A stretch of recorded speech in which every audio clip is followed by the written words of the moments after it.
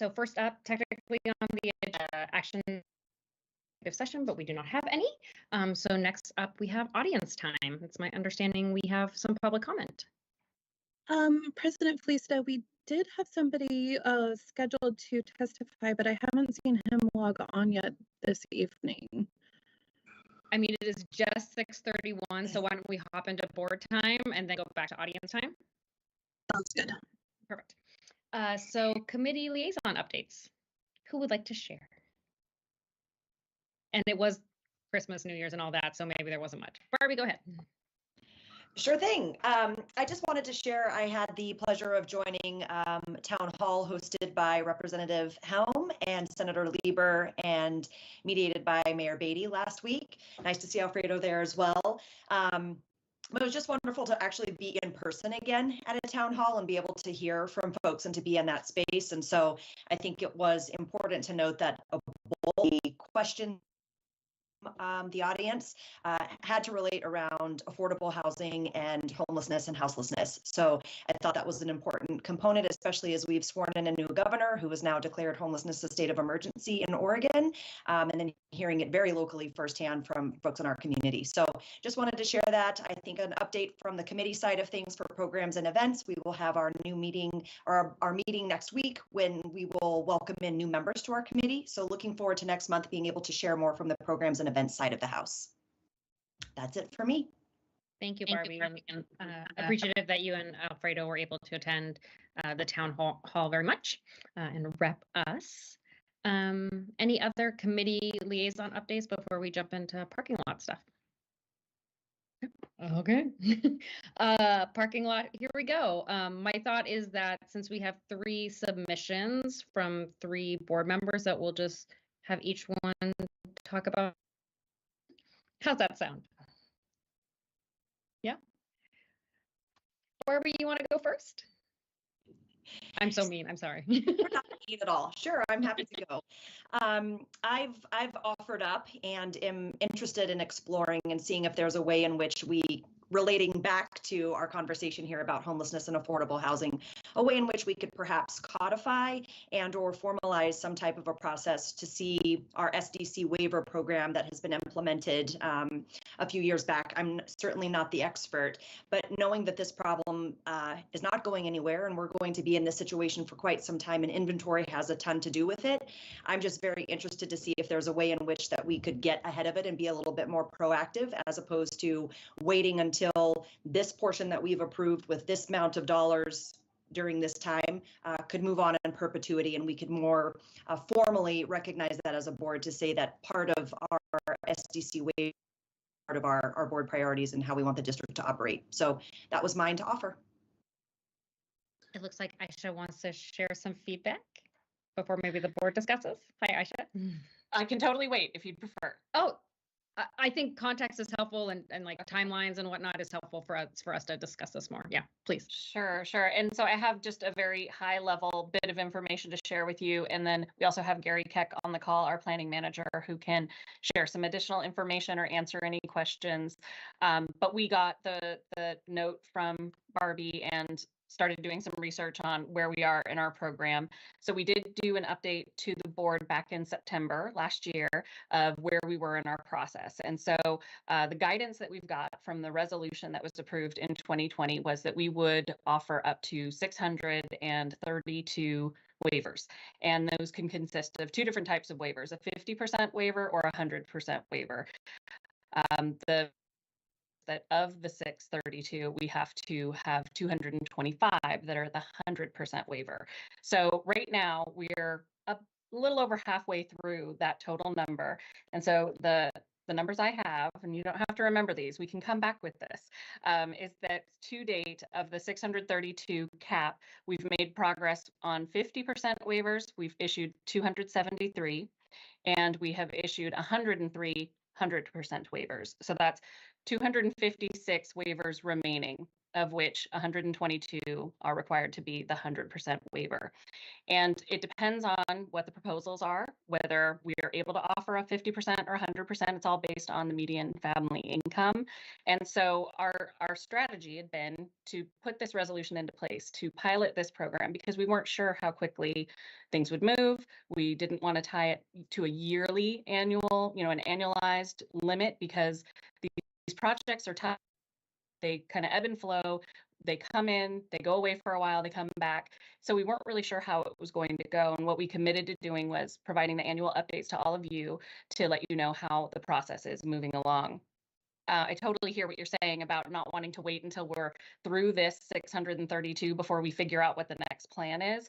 And so a suggestion that Doug had when we talked about this earlier was maybe looking at those rates that were kind of our burn rate through the waivers. And when we get to we're approaching the last 25% that are there, we need to make some decisions. And so we would anticipate that would be at least annually at that September update, but it could be sooner if we notice that these are happening, and these can come up quick or they can just burn for a while. So that was kind of our initial thinking about how this could play out. So I'll pause there and see if you have any questions for myself or Gary before you start your discussion.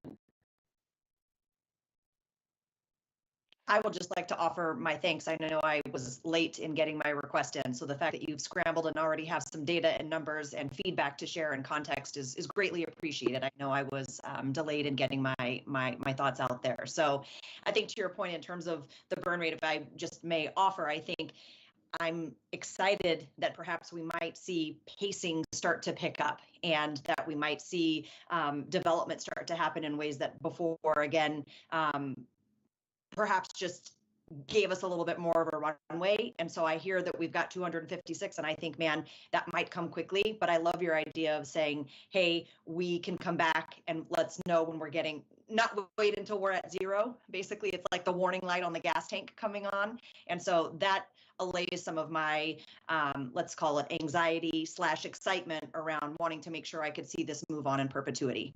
So thank you so much. Yeah, there's also several aspects that process, with interest rates up, the cost performance for these projects are really tough. They were difficult already. They're tough. The county has done, I believe, reasonably well at moving on projects. The city, we know, burned through their initial process, so they're regrouping as well. How much more money might come from Metro? Who knows? Would it make sense to kind of at least put a placeholder like in April or May for a work session? I'm just trying to think. When's the sundown, or the end? Was it is September? That's when? No, it's about when we run out of waivers. It's at 100, it's at 632. Okay, but didn't we have like a date of how long? Wasn't it like 3 or 4 years or something? Or was there no date? It was just when we ran out. I thought we had a your memory was just like mine, Tia. I thought we had a date, but we didn't. Did we not? It was proposed. Janine had proposed it as one of the options, but the board chose units, which is fine. But I think we can regroup on this, maybe later this spring. Visibly show you the numbers that Aisha has related, so you can actually see them, and you can see where the gaps are and how the flow is. We might have a little more information from Beaverton by then as in terms of their next set of projects. We'll see. Yeah, if we don't have, I thought for some reason I swear we had a date, but if we don't, then I like that 25% where we can regroup and see how, if we need to do more 50% waivers or whatnot to, but I also understand with the interest rates, we may just not be building for a while. So, and then I also want to, we had determined that number based on also the grants that we would kind of bring in to offset that. So whenever we do this final number thing, it would be good to know if we've done that, because obviously not as many grants are coming in also because of the economy. So. Right. And to just respond to that very quickly, at the September update, when we shared kind of where we were, we know that it can change based on the percentage and ratio of 50% waivers to 100% waivers, but we were anticipating that there may be maybe $2 million worth of waivers that could be taken out, billed against, which would mean we'd need to find funds to replace those for our SDCs. And so you're going to hear later tonight a presentation on grants we have been awarded, to kind of get a picture as to how we're doing making up those lost dollars, reallocated dollars through the waiver program. Great. Barbie, do you have enough information, and like, was this sufficient? Yep. Okay. Feeling very good. Yay. Thank you, Aisha, for getting that info. Wait, I have a question on utilizing our parking lot. So are we supposed to be doing this? I don't remember. I don't. Am I So doing it all wrong? is it that we're deciding if this should move on for staff to look at and do the X, the green and the yellow, or are we deciding that, or has that already, but that hasn't Doug been is done so yet, right? enthusiastically nodding right now of like, yes, Felicita messed up. Thank you, No, Tia. no. We're all good, but your memory in this case is because you are correct. This opportunity for the board is to hear what the concepts are and to make your choice. Do you want to move it forward for staff to review a little bit more and bring back those findings, or not? So I think it's fair to say on the STC affordable housing allocations that I believe where we settled was well, I hear two options. We could come back in September, or if the number starts to encroach the 25 percentile, then we bring it back sooner. Or would you prefer to have an overview, sometime this spring? Your choice on the STC affordable housing. I would love to make the recommendation that we do the first, that we report out in September, unless we see that we're hitting that 25% and address it a little earlier if we need to. I agree with Heidi. I saw nodding. Alfredo, thoughts? Okay. Thank All right. you, everyone. This One is down. team effort. Team effort, co-facilitation. Okay, the second one, Tia Ping, tell us about your parking lot item. Okay, so this came out because I was waiting at class, multiple classes for multiple kids, and I'm just sitting there and everyone is on their phones. And so my thing was, if a parent has dropped off their kid, and lots of these classes are either like 30 minutes to an hour, I feel like a good thing of introducing our workout rooms or workout spaces to adults is to offer like a complimentary pass for that parent to use our workout room only on the times that they've dropped off their kids, so that they're not just sitting on their phone and doing stuff, but that if I drop my kid off at ballet, then I can just go walk on the treadmill real quick, then come back and pick them up. The staff, there's some not appropriate because the parent should be there to be able to take their kids to the bathroom and whatnot, which I totally agree with. So maybe not for preschool age, but for swimming or something like that. I'll drop off Zoe and then I'll go run outside. But then there was the smoke day and the super windy days. I'm like, why can't I just go into the athletic center real quick and walk a couple laps without having to pay for something? So I was hoping to see if that's a good idea to trial at one place first to see if there's even any interest, or to see if it was possible. Thank you, Tia. You're welcome. I think Sabrina might have some thoughts to share. Sure. Well, thank you, Tia. I think you've identified definitely a possible opportunity that we could explore and look at. It's definitely one of those kind of mixed situations where we have some classes where we do need to have parents stay on site, as you mentioned, to help with the bathroom or other things like that. We also know that sometimes not everybody is as active as you are and wants to go out, and they take their time differently, but I think that is definitely one idea worth exploring, whether or not it's a one-time pass or an all-the-time pass. But first, I think one of the steps I'd love staff to do is to reach out to families and see what they're interested in and how they would like to utilize. And so maybe going back to staff and having them look into different options and kind of trying those out and seeing what sticks. Yeah. So my imagining is like I drop off like Ari at art class, and then I ask the teacher, I'm like, oh, can I use the workout room? And then the teacher gives me a pass that I show the front desk and go work out at the workout room, then return that pass when I pick up Ari.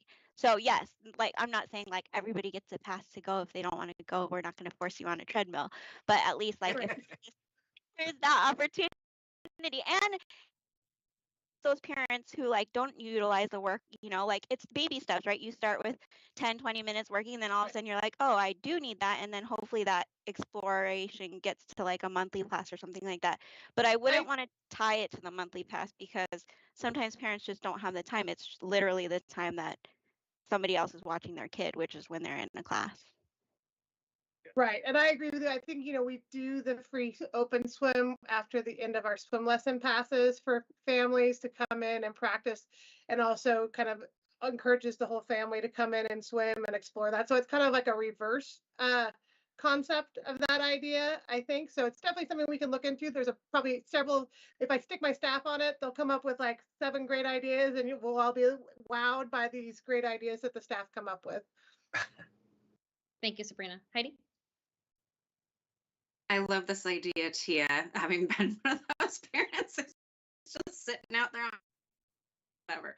I think this is more of just sort of thoughts for Sabrina and staff, is like knowing when we're at close to capacity in those centers, because I know I've seen them really, really busy at certain times and not so much so. So that could be a concern. I would love, ideally a one-time pass, so that we can get them and encourage them to consider maybe a monthly pass or a drop-in, whatever it may be, that, we can continue our programming, and, we need to keep people employed, keep fees and programs going. So I think it's a wonderful idea, sort of smaller scale, maybe that one time, if you register for that ballet class, you get that one free pass whenever in the term, so to speak. Thanks, Heidi. I like what you're saying. It feels logistically a little easier. That's coming from a place of ignorance, since I'm not I'm not staff. But I was thinking about the logistics of this, and it was stressing me out. And I can't help but hear a constant conversation, which has been revenue. And I'm just mindful of that. I love a good pilot project. Barbie and Alfredo, any thoughts you'd like to share on this, especially as parents? Yeah, I think, no, I mean, I think if there's a way to do a short-term pass to encourage people to sample something that they may not otherwise be choosing to do, because it just, how you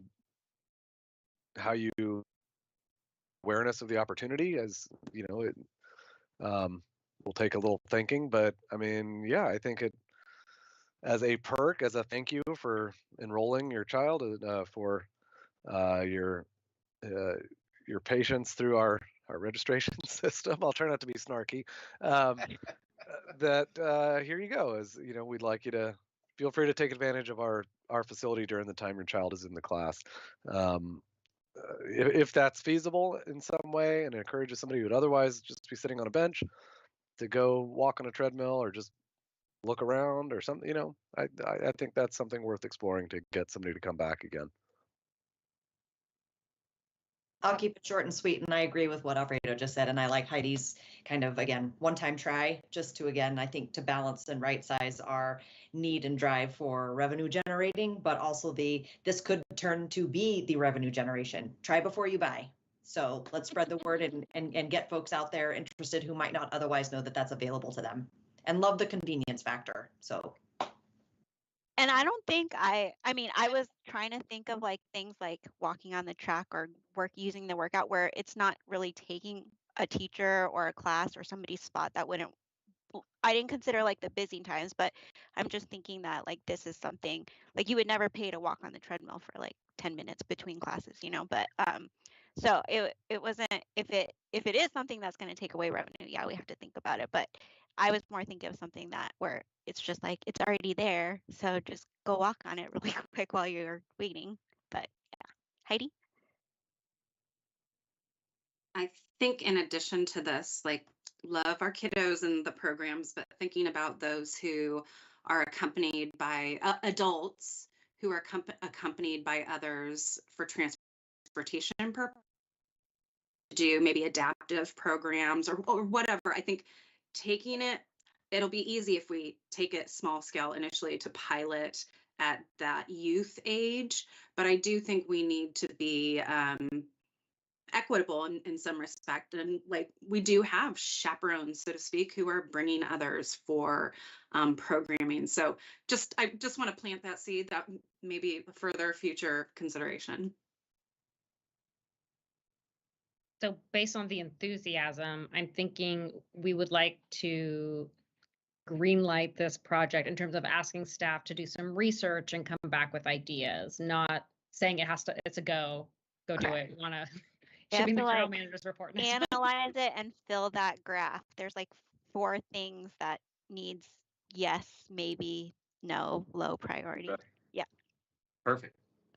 Is that enough direction for that project? You bet. Thank you.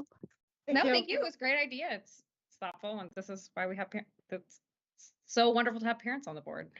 I would not have thought of that idea. So I think the final submission was from me. This was based on a conversation I had with a counselor, Dr. Kimmy, who's brand new to the Beaverton City Council. He is really passionate about his community and working with the Korean Society of Oregon. And he was like, there's beautiful gardens throughout Portland to honor to honor Japanese heritage, Chinese heritage, but there's nothing in the region for Korean families. He said that there could very well be a potential partnership with the Korean Society of Oregon in terms of years like managing. It makes me think of like the Rose Garden, right? Because there's volunteers that manage the Rose Garden, and I know we have that as part of we sort of have that model with Veterans Memorial Park. So I told him, we have the most thoughtful people coming up with park ideas, park designs. So this isn't something that we would just say, yeah, let's have a Korean park that honors our Korean community. That it would be a process, but I guess I'd like to kind of highlight that there is like a potential partnership, a community that's reaching out to us as we explore the next couple park designs. So why don't, if it's okay, I'll have Aisha maybe speak to this a little because we talked a little bit about, how within the development phase, certainly these kind of concepts could be integrated, as well as reaching out and doing some research of, potential partners for sure. Yes, I thought this was a great suggestion, and one that I think we're moving through kind of our evolution of how we're providing parks within the district. It fits right in.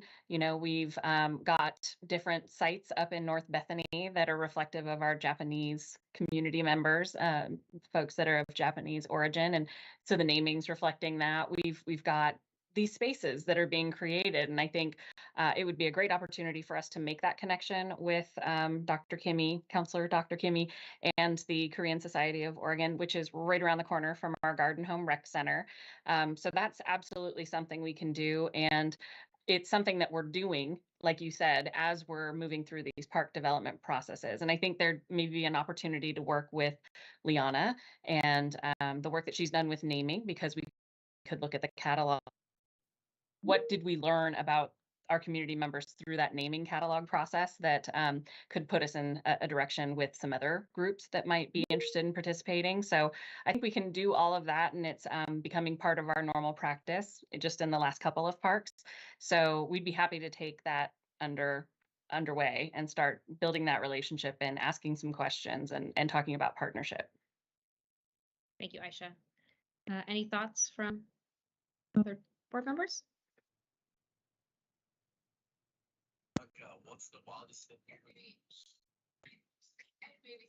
Sabrina, you are not on mute. Oh, it's yeah. Like, who's that? That wasn't our conversation. Yeah. So no one was- hates this was- idea.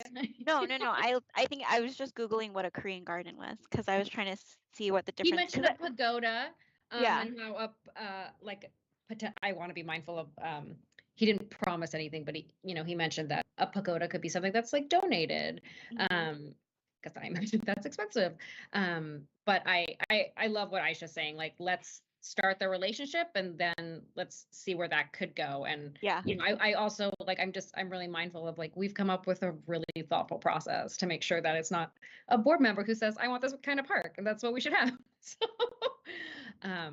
So if everyone's okay, I don't know this is being green lighted, but it's more that THPRD is going to start having some conversations. There's no guarantee that there will be a Korean park by end of next year. That is not a thing. Yeah, I think it's part of just, adding voices to our existing process and exploring potential down the road. I think it's great like that. So Yeah, and I think having that outreach and saying that we're potentially open to something that could get them rolling, right? Like to and have them sponsor something that takes a while also. But if they know that that's something that we're willing to do or we have a spot for it, I mean, I think it's great. Awesome. Aisha, is that enough direction? Yes, Fantastic. indeed. Thank you. Excellent parking lot conversation. You may continue to submit parking lot ideas, though we only review them every 6 to 12 months. Keep that in mind. With that, we'll go on to consent agenda. Do I have a motion? Sure, this is Barbie here, and I move that the board approve the consent agenda as submitted. This is Heidi. I second the motion. Tia Ping, Yes. Alfredo Moreno, yes. Heidi Edwards, Yes. Barbie Minor, Yes. Lisa DeMont Blanco. Yes. Thank you. Next up, we have unfinished business. First up, comprehensive plan. Yes, thank you. While Jessica's getting this pulled up, I'll just note that we saw you last month and we were talking about kind of the bigger picture comp plan development. And so we wanted to take this little break because we do intend to come back to you and potentially ask for adoption of that plan next month. But we wanted to give you a sneak peek at the work we're doing on the strategic plan. So Bruce Barbarash, our Nature and Trails Manager, is here tonight, and he is going to walk you through just a couple of slides to say kind of where we're heading with strategic plan and what our timeline looks like for that effort. So I will turn things over to Bruce.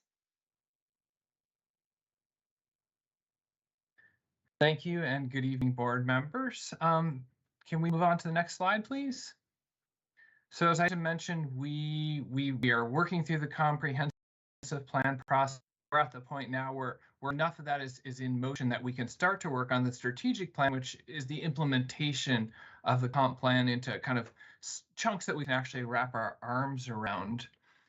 And taking your feedback from last time, we've kind of compiled a list of things that we think go into this 3 to 5 year package, which will have some things that start before and just continue through, and some things that kind of happen a little bit later. So in the next slide, what we did is we organized all of the recommendations that were ongoing. And these are things that reflect our values. They're things that have immediate actions that are fairly fluid, things like programming that staff can begin to work on almost immediately following adoption. And then when we come into the next set of slides, we start to get into what were labeled as the near-term items. And these are things that are projected to happen, give or take, in the next 3 to 5 years, recognizing some of them will take a while to ramp up before they become accomplished in that later time period. And in particular, you'll note that recommendation number 1 is one that was discussed at the last board meeting and was advanced to become near term instead of a little bit further out into the future. And I'll give you a moment to read these. There's 2 slides that have near-term items. This is one of 2. And then the next slide's got just a couple more.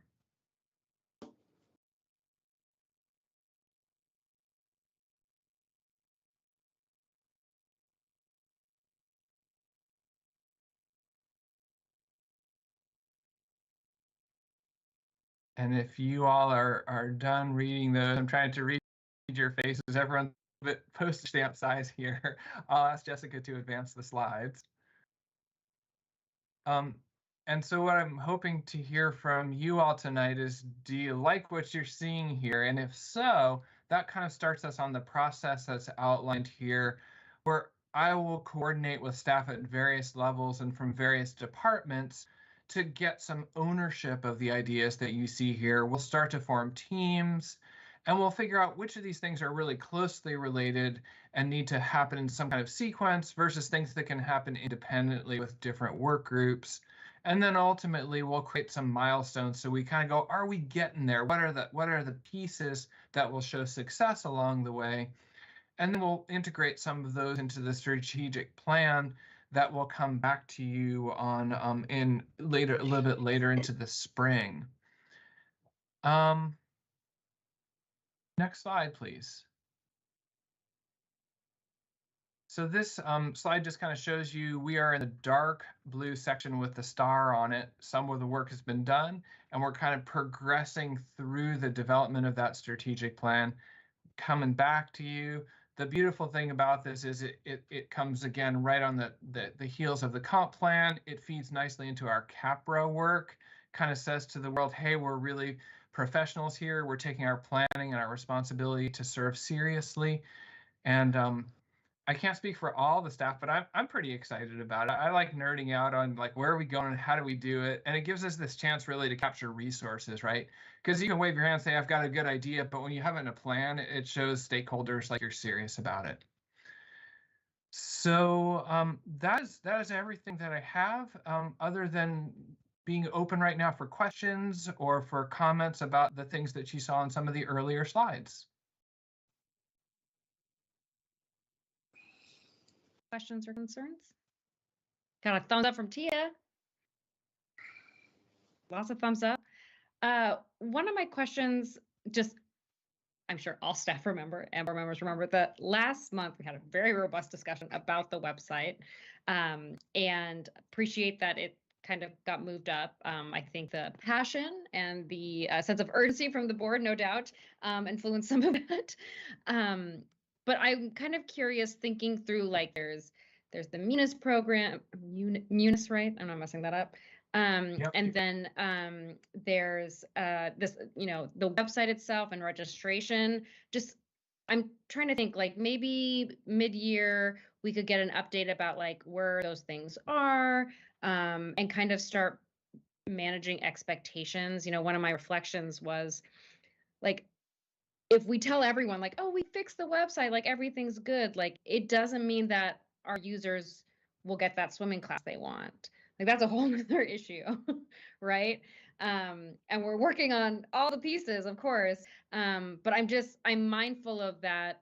Like there's only certain things we can fix. And so I guess I'm just kind of putting a flag in the sand that I'm hoping maybe like 6 months from now we can kind of do a check-in about like what's the vision for what can be improved, and what just as we can't find more lifeguards, so there won't be more swimming classes. Yeah. Yeah. So I can maybe handle this one, Bruce, because Aisha and I have spoken about this particular one because it's a fairly complex and integrated process within IS. Holly and I have spoken about it. Holly, of course, populated an agenda instantaneously because one of the aspects that is important to appreciate is what the COVID world, the hybrid world, has done as well. It's added a whole level of complexity of the number of units we have out there, tablets and iPads and phones, all of these different capacities, rooms that have hybrid capacities. Now, soon, hopefully, a boardroom that has those capacities as well. So there's there's some certainly a lot of complexity. I don't know, Holly, if you want to add to that a little bit. Yes, thank you, Doug, and thank you, Felicita. I absolutely love the suggestion of having IS come. So Clint and I will work on a presentation and we'll get that for you as soon as we can, maybe early spring. And I do think getting an overview of, what is the size of our IS? Where does their time go now? What are the big projects that they're currently working on? We spend a lot of time tossing around the words Tyler Munis, but there's a lot more going on. There's a lot of work right now on emergency management, on coordination with our county partners. So there's a lot of information to share. Doug's right, the pandemic has absolutely impacted IS and greatly increased the number of things that we're managing, both from a hybrid work to new devices that people need to be able to do their work from multiple places. So I really loved, Felicita, what you said about getting a realistic sense of expectations as well, because we're making great progress on Tyler Munis, but we're going to be spending the next 18 months significantly working on that. That doesn't mean that other things aren't happening, right? We'll be working on requirements and documentation and getting going on website. So I want to be clear about when we'll start on these projects, what type of work will be happening when, and when the public, most importantly, will start to see the fruits of those investments. So very happy to give you an overview on all things IS coming this spring. It'll be awesome. Thank you, Holly. Any other questions or concerns about the comp plan? No? Thank you, Bruce. Thank you for your time. Good night.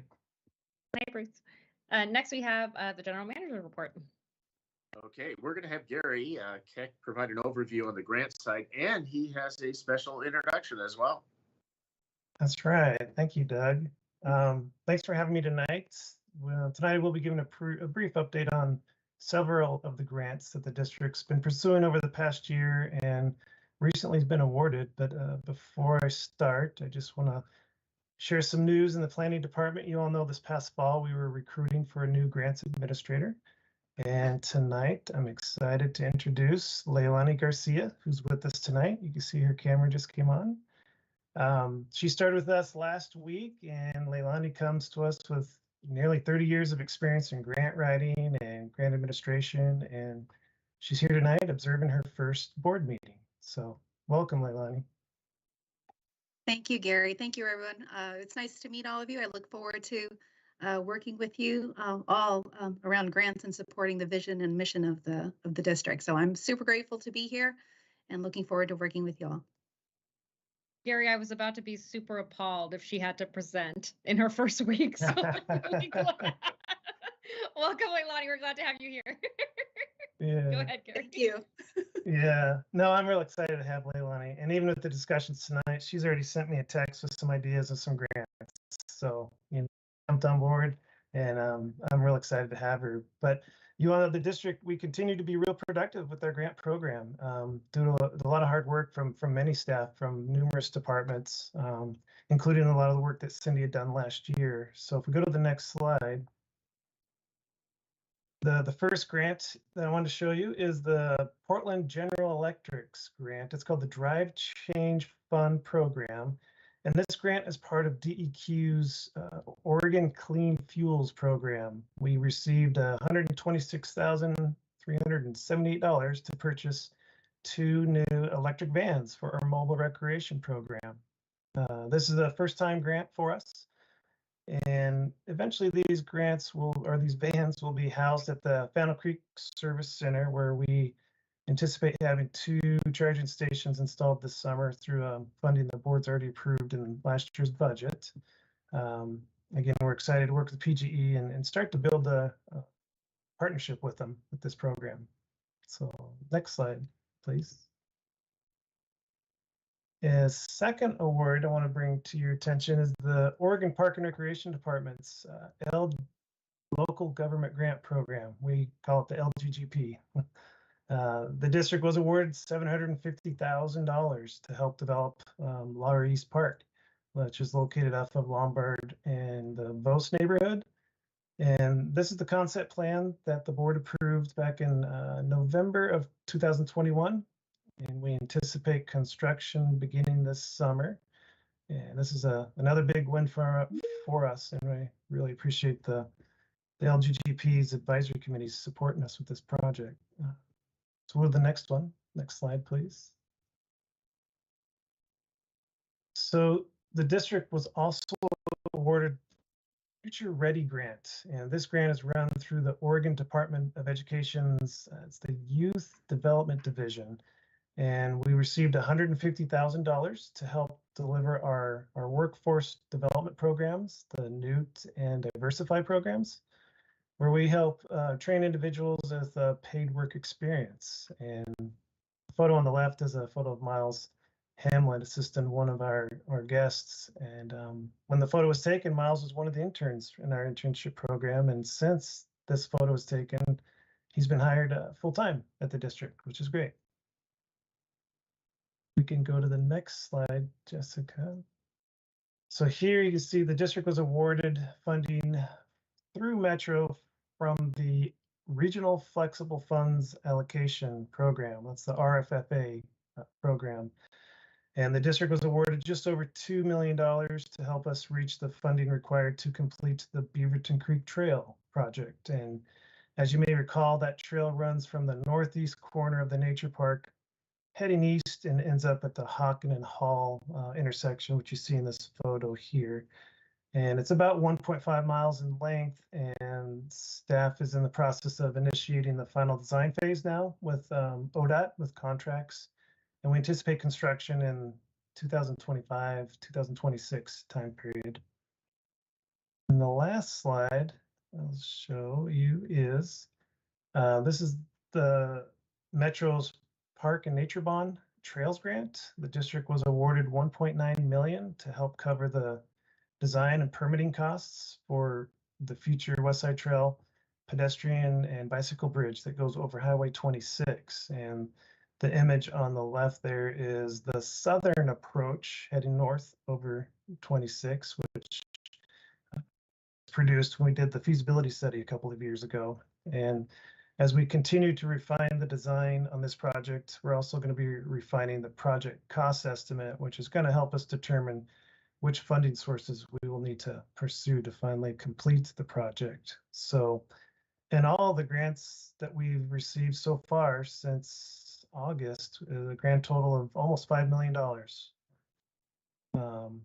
And it's been a lot of work from a lot of staff in a lot of departments. And I want to thank all the staff who've been helping us as we've been going through the fall, submitting other applications and doing all the reporting and all the work. And so that concludes the presentation. If you have any questions, I'd be happy to answer. Thank you so much, Gary. Heidi? Yeah. Thank you, Gary. This is exciting news. With respect to the Future Ready grant and the youth internship and that recruitment piece, I know that we have recruited for those positions in the past, correct? Yes. Correct. Yeah. Yes. I think we're going, well, I don't know if it was with the Future Ready grant, but it was with our Diversify and our new programs. Right, right. I'm just curious if there's a need, with my recruitment hat on the other side of the work that I do, there's an opportunity coming up that I know Portland Parks and Rec is participating in, the Northwest Youth Career Expo. It's at the Portland Convention Center. About 5,000 youth, primarily high school students, will be participating. So if we see that if that's a target area, or if we're looking more for maybe college age students, I'm happy to chat with you or whomever's coordinating that to see how, we can further recruit. Yeah, that'd be great. I'll talk to Sabrina and Julie. And it may be that we get plenty of applicants and there's no need to really spread even further than we already are. So yeah, very exciting. I know.